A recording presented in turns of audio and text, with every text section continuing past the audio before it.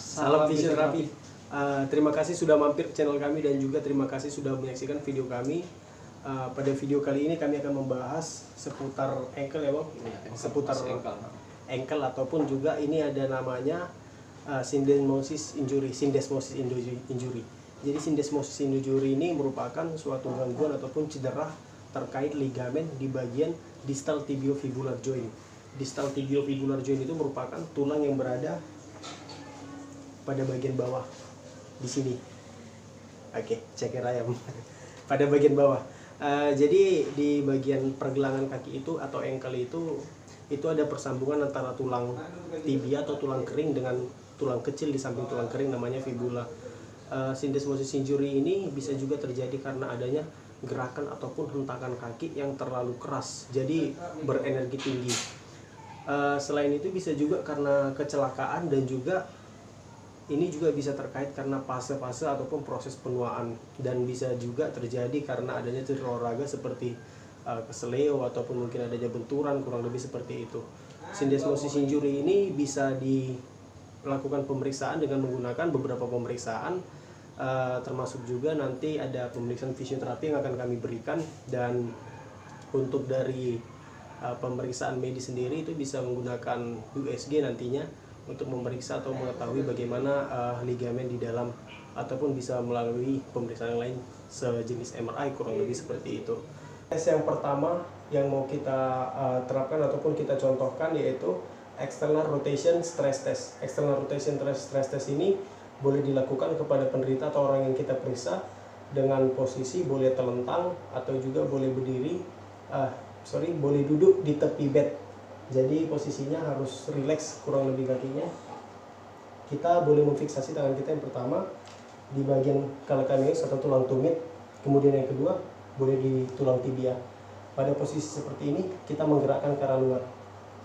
Jadi kita menggerakkan ke arah luar seperti ini. Eksternal rotasi. Apabila ada nyeri ataupun juga ada rasa sakit di bagian sini, tepatnya kurang lebih di bagian ankle atau pergelangan kaki, tes syndesmosis injury ini positif. Kemudian tes yang kedua itu ada squeeze test. Squeeze test ini boleh dilakukan dalam posisi duduk atau duduk di tepi bed ya, atau di kursi, kurang lebih tidak berada pada posisi telentang atau di tempat tidur. Karena posisi duduk seperti ini lebih efektif digunakan untuk memeriksa syndesmosis injury ini kalau dengan metode squeeze test. Caranya itu kita memegang betis ataupun juga gastrocnemius dari penderita seperti ini. Kemudian kita memberikan tekanan. Apabila ada nyeri pada saat kita melakukan seperti ini, berada pada posisi ini, nah jadi ini bisa dikaitkan ataupun juga diasumsikan dengan adanya gangguan pada ligamen yang bisa dikatakan sebagai syndesmosis injury. Kemudian tes yang terakhir yang mau kita berikan itu ada dorsiflexing test. Jadi dorsiflexing test sama kurang lebih seperti tadi, posisinya seperti external rotasi test tadi, cuman bedanya kita hanya membawa kaki ini ke atas seperti ini. Dari posisi netral kita gerakan seperti ini ke atas. Kita gerakin ke atas secara pasif.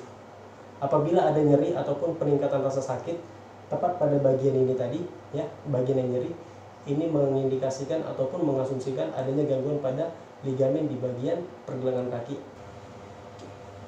Demikianlah pemeriksaan terkait fisioterapi yang boleh dilakukan ataupun diterapkan terhadap orang-orang dengan gangguan keluhan di bagian pergelangan kaki tadi.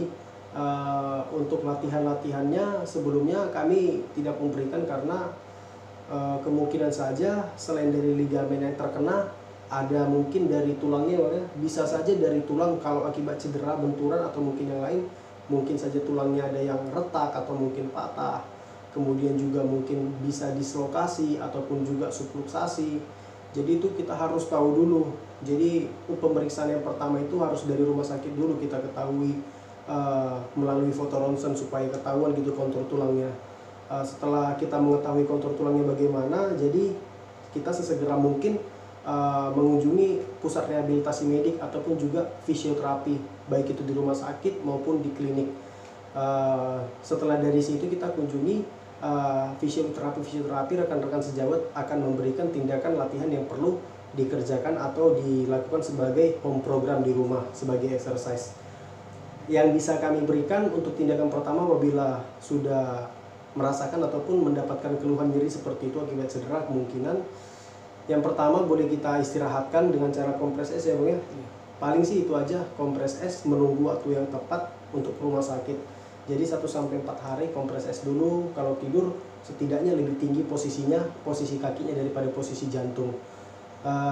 Itu saja sih yang perlu dilakukan, tetapi sesegera mungkin harus segera dipantau ya, dipantau ataupun juga diperiksakan kondisinya terkait cederanya itu. Jangan gara-gara sikit malah di kemudian hari nanti jadi berabe urusannya, jadi semakin sulit. Untuk sarannya ada mau ditambahin Bang? Ya sama seperti tadi, kalau misalnya terjadi cedera seperti itu, segera langsung tangani. Misalnya bengkak, langsung kompres es, dan jika bengkaknya sudah reda, maka segeralah langsung berobat ataupun ke rumah sakit terdekat untuk penanganan lebih lanjut, karena kita tidak tahu apa yang terjadi pada kaki tersebut. Beda sama penyakit-penyakit lain berarti banyak. Iya. Kalau contohnya nyeri siku mungkin bisa karena yang lain, jadi bisa kita kasih latihan seperti yang kemarin-kemarin ya. Iya. Atau sakit lutut mungkin bisa juga ya. Bisa. Nah, tetapi karena ini syndesmosis injury ini berbeda, jadi tindakannya juga berbeda, pemeriksaan dan penanganannya pun nantinya berbeda. Jadi demikianlah video ini kami buat, kiranya dapat membantu. Semoga teman-teman dapat memahami video ini, dan juga jika lo bermanfaat silakan di-share kepada teman-teman yang lain. Terima kasih sudah menyaksikan. Salam fisioterapi.